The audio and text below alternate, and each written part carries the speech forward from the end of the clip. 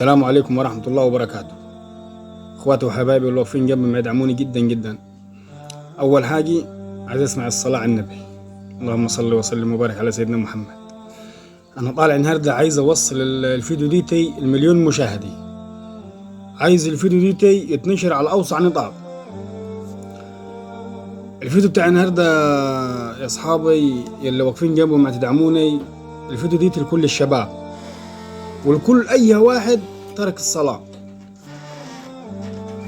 انا عاوز افهم، يعني في شباب ربنا مديها الصحة بتقدر تقوم وبتقدر تقعد وربنا موسع عليها وفتح لها باب رزق، بس مقصرة في حق ربنا.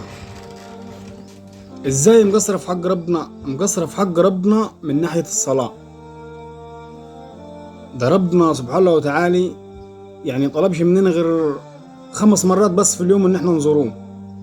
فانت لو خاطب ولو رايح مشوار ولو معاك واحد مهم صاحبك وامرك انك انت تروح كل يوم 5 مرات تزوره، هتروح له.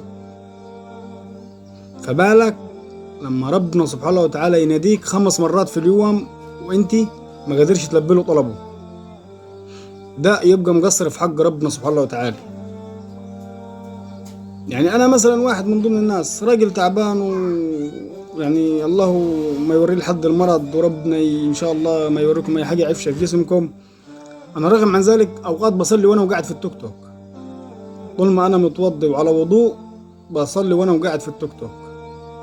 لا مش على وضوء، بتحمل وبقول ربنا يغفر لي ويسامحني على حد منا ما اروح البيت واتوضى واصلي الفرض اللي علي. ده انا لما بيكون الفرض علي، يعني لما يأتي الفرض بتاع ربنا سبحانه وتعالى ويجي عليا وانا ما لحقتش اصليه، بيبقى اكتر من الدين اللي علي. والله العظيم بحسه اكتر من الدين اللي علي. نسيتي ما بترتاحش غير لما بدي الفرض بتاع ربنا سبحانه وتعالى. فانت ايه اللي مخليك مقصر من ناحية الصلاة؟ الصلاة عبادة، عباد الرحمن، ربنا سبحانه وتعالى بتغفر الذنوب، بتطهر القلوب، بتريح البال، بتفك الكرب. طول ما انت وساجد وتقول يا رب، ربنا معاك وفي معاك. يعني لما تكون قريب من ربنا وتدعيه، ربنا سبحانه وتعالى بيستجيب لدعواتك. طب ازاي انت قاعد وبتسمع يا ضر ربنا بيدن ويقول حي على الصلاة وانت كأنك قاعد ما سمعش حاجة؟